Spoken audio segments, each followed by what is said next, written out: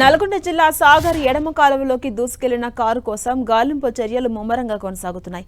గల్లంతైన భార్యాభర్తల కోసం తీవ్రంగా వెతుకుతున్నారు. నిన్న అర్ధరాత్రి 2 గంటల వరకు గాలింపు చర్యలు కొనసాగాయి. రాత్రి కాలువ ప్రవాహం పెరగడంతో గాలింపు చర్యలు నిలిపివేశారు. తిరిగి ఉదయం కాలువ ప్రవాహాన్ని తగ్గించి గాలిస్తున్నారు. త్రిపురారం మండలం కంపాసాగర్కు చెందిన తల్లం పుల్లయ్య, ఆయన భార్య పద్మ నిన్న ఉదయం కారులో మిర్యాలగూడెం వెళ్లారు. పని అనంతరం సాయంత్రం గ్రామానికి వెళ్లేందుకు బయలుదేరారు. ముకుందాపురంలోని కంపాసాగర్ వెళ్లే దారిలో ఉన్న సాగర్ ఎడమ కాలువ దగ్గరకు రాగానే కారు అందులోకి దూసుకెళ్లింది. డ్రైవర్ అద్దాలు పగలగొట్టుకుని బయటపడగా భార్యాభర్తలు కారులోనే ఉండిపోయారు. హుటాహుటిన పోలీసులు ఘటనా స్థలానికి చేరుకుని సహాయక చర్యలు చేపట్టారు. అయితే ఈ ప్రమాదం అనుమానాస్పదంగా ఉందంటూ గ్రామస్తులు అనుమానం వ్యక్తం చేస్తున్నారు.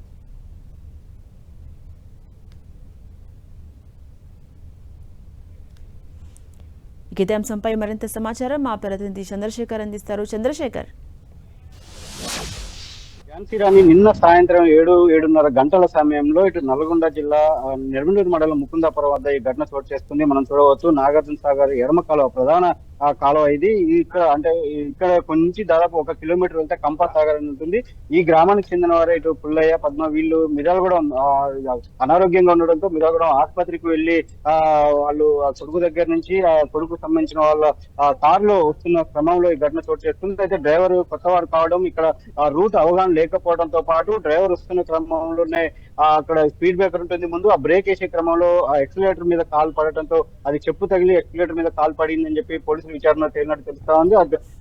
పడిన సమయంలోనే ఇక్కడ రక్షణ కూడా లేకపోవడంతో ఒక్కసారిగా కారు దీంట్లోకి కాలువలోకి తీసుకొచ్చింది. అయితే దూసుకొచ్చిన క్రమంలో ముందు విండో తీసి ఉండటంతో వెంటనే డ్రైవర్ అప్రమత్తమై బయటకు వచ్చారు. అయితే వెనక ఉన్న ఇద్దరు కూడా భార్యాభర్తలు వృద్ధులు కావడంతో వాళ్ళు వెంటనే బయటికి రాలేకపోయినట్టు తెలుస్తా ఉంది. రాత్రి నుంచి కూడా సహాయక చర్యలు కొనసాగుతా ఉన్నాయి. స్థానిక సిఐ సతీష్ రెడ్డి, ఎస్ఐ సురేష్ ఆధ్వర్యంలో ఇక్కడ ఎస్డీఆర్ఎఫ్ బృందాలు కూడా సహాయక చర్యలు చేపట్టారు. కానీ దాదాపు అర్ధరాత్రి 1 గంట సమయంలో ఇక్కడ కారు ఎగ్జాక్ట్ లొకేషన్ అయితే గుర్తించడం జరిగింది. కానీ అప్పటికే ఆ తర్వాత దాదాపు ఎంతసేపు ట్రై చేసినా కానీ మనం చూడవచ్చు ఇది ప్రధాన కాలువ దాదాపు 7,000 నుంచి 8,000 క్యూసెక్ల నీరు ప్రవహిస్తున్న నేపథ్యంలో, చాలా ఉధృతిగా ఉన్న నేపథ్యంలో సహాయక చర్యలు అయితే కొంత మందగించిన పరిస్థితి ఉంది. రాత్రి ఎంతసేపు ట్రై చేసినా కానీ ఆ కారును వెలికి తీసేందుకు, దాన్ని ఆ కుక్కను తగిలించేందుకు ఎంత ప్రయత్నించినా వాళ్ళు సక్సెస్ కాలేకపోయారు ఈతగాళ్ళు రాత్రి సమయం కావడంతో.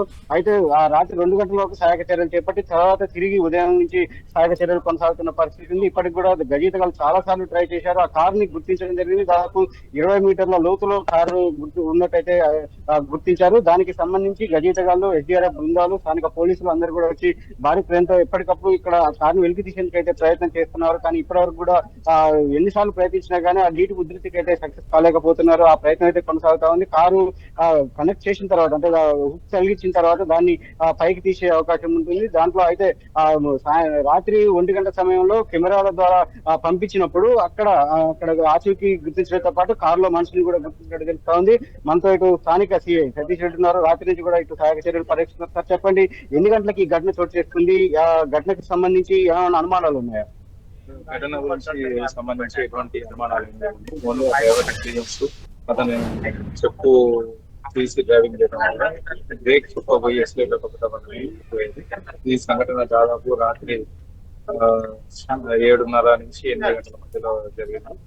డ్రైవరు ఉండే అతను రోడ్డు మీద అవగాహన అంటే ఇక్కడ చెప్పు తీసి డ్రైవింగ్ చేస్తూ ఉన్న క్రమంలో ఓన్లీ బ్రేక్ పోయి ఎక్సిలేటర్ తొక్కడం వల్ల ఇక్కడ రైలింగ్ కారు లోపలికి చూసుకుంది.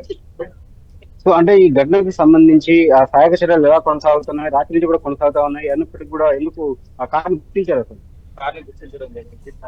నీటి ప్రవాహంతో అప్పుడే మన ఎన్ఎస్పీ అధికారులు కూడా మాట్లాడడం జరిగింది. ఇంతకుముందు 8,000 క్యూసెక్ కానీ సగానికి ఇప్పుడు తగ్గించడం జరిగింది. మన జిల్లా కలెక్టర్ గారు, జిల్లా ఎస్పీ గారు ప్రతి ఒక్కరూ దీనిపైన మానిటర్ చేయడం జరుగుతుంది. చేసి వాటర్ ని తగ్గించడం జరిగింది.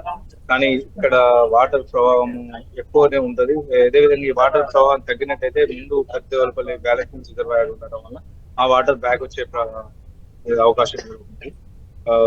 ఓన్లీ వాటర్ లెవెల్ తగ్గదు కానీ ప్రవాహం స్పీడ్ అనేది తగ్గిన తర్వాత అది కార్ని గుర్తించడం జరిగింది. అది ప్రయత్నాలు చేస్తున్నాం. ఇప్పుడు మా ఎస్పీ గారు మాట్లాడి ఎస్డీఆర్ఎఫ్ తో పాటు ఎన్డీఆర్ఎఫ్ వాళ్ళు కూడా హైదరాబాద్ నుంచి స్టార్ట్ కావడం జరిగింది.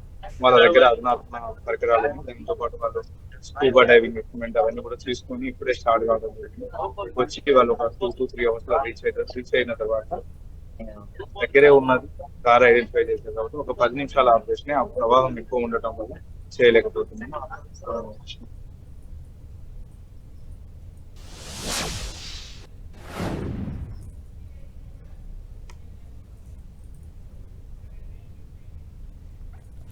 రెడ్ ప్రస్తుతం గల్లంతైన దంపతుల కోసం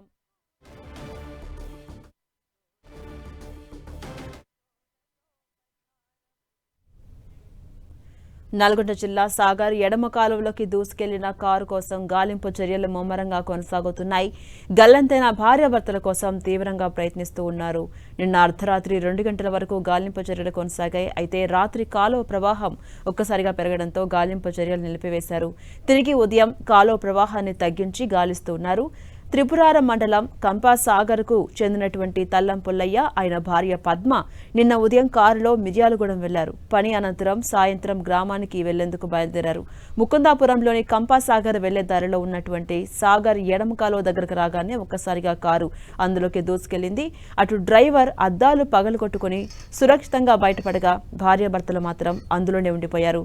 హుటాహుటిన పోలీసులు ఘటనా స్థలానికి చేరుకుని సహాయక కార్యక్రమాలు ప్రారంభించారు. అయితే ఈ ప్రమాదం అటు అనుమానాస్పదంగా ఉందంటూ గ్రామస్తులు అనుమానం వ్యక్తం చేస్తున్నారు. ప్రస్తుతం మనం చూడొచ్చు, సాగర్ కాలువలోకి దూసుకెళ్లిన కారు కోసం గాలింపు చర్యలు ముమ్మరంగా గాలిస్తూ ఉన్నారు.